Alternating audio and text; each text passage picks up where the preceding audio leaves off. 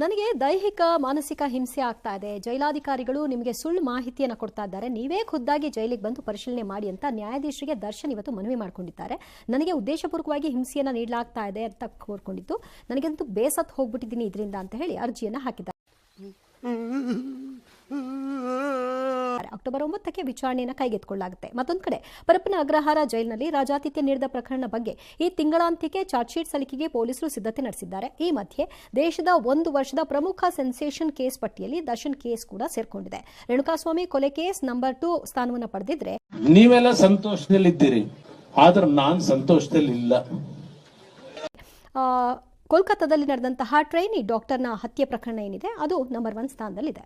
All right, court ಏನೋ ತೀರ್ಮಾನ ಮಾಡಲಿ. ಅದನ್ನು ಹತ್ಯೆ ಅಲ್ಲ, ಅದು ಅತ್ಯಾಚಾರ ಆಗಿ ಹತ್ಯೆ ಆಗಿದ್ದು ಕಲ್ಕತ್ತಾ.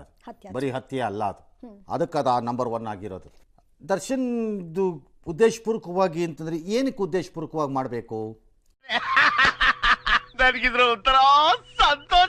What for?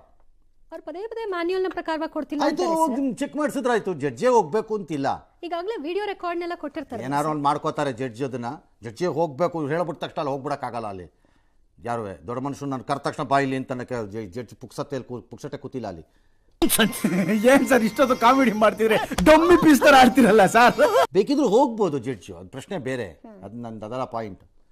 ಹೇಳೋದ್ರಲ್ಲಿ ಹೋದ್ಮೇಲೆ ಮ್ಯಾನ್ಯುಯಲ್ ಪ್ರಕಾರ ಇದ್ದರೆ ಮುಗೀತು ಕತೆ. ನಾನು ಅವತ್ತಿಂದ ಅದನ್ನೇ ಹೇಳ್ತಿರೋದು. ಮ್ಯಾನ್ಯುಯಲ್ ಪ್ರಕಾರ ಹಾಸಿಗೆ ಇದೆ ಎಂಬ ವಿಶ್ವಾಸದಲ್ಲಿ ದರ್ಶನ್ ಇದ್ದಾರೆ. ಹಿಂದಿನ ರೀತಿ ಅದು ರಾಂಗು ಅಂತ ನಾನು ಹೇಳ್ತಿರೋದು. ಅವತ್ತಿಂದ ಹೇಳ್ತಾ ಇದ್ದೀನಿ. ಕೋಪಿಸಿಕೋಬೇಡ ಕಂದಮ್ಮ. ಹಾಸಿಗೆ ಇಲ್ಲ, ಅದರಲ್ಲಿ ಪ್ರಾಬ್ಲಮ್ ಬರೋದು ಅಲ್ಲಿ. ನಂಬರ್ 1. ನಂಬರ್ 2, ಜೈಲರ್ ಮೇಲೆ ಆರೋಪ ಮಾಡೋದೇ ಆದರೆ ನನಗೆ ಬೇಜಾರಾಗೋಗಿದೆ. ನನಗೆ ಈ ಜೈಲರ್ ಮೇಲೆ ಆರೋಪ ಮಾಡ್ತಾ ಇದ್ದಾರೆ, ಬಾಯಿ ಬಂದಂಗೆ ಆರೋಪ ಎಲ್ಲ ಅವ್ರ ಮೇಲೆ ಮಾಡ್ತಾ ಇದ್ದಾರೆ. ಬಿಟ್ಬಿಡಿ, ಜೈಲ್ ಬೇಡ, ಬಳ್ಳಾರಿಗೆ ಹೋಗಿ. ಇವನು ಯಾರು ನಮಗೆ ಇಟ್ಟ?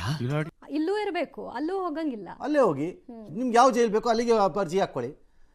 ಅದು ಅವ್ರಿಗೆ ಬಿಟ್ಟಿದ್ದಿದ್ದೆ ಗೈನ್, ನಮಗೆ ಸಂಬಂಧ ಇಲ್ಲ ಅದು.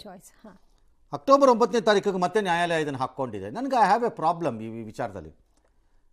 ಚಾರ್ಜಸ್ ಫ್ರೇಮ್ ಆಗಬೇಕಾ ಅನ್ನೋ ಡೇಟ್ಗೆ ಒಂದೊಂದ್ಸರಿ ಅಪ್ಲಿಕೇಶನ್ ಬರೋದು, ಒಬ್ಬೊಬ್ಬ ಅಕ್ಯೂಸ್ಡ್ಗಳು ಹಾಜರಾಗದೆ ಹೋಗೋದು, ಇವೆಲ್ಲ ನಡೀತಾ ಹೋದರೆ ಎಷ್ಟು ದಿನ ಹೇಳ್ಕೊಂಡು ಹೋಗುತ್ತೆ ಈ ಚಾರ್ಜಸ್ ಫ್ರೇಮ್ ಆಗೋದಂಗಾರೆ?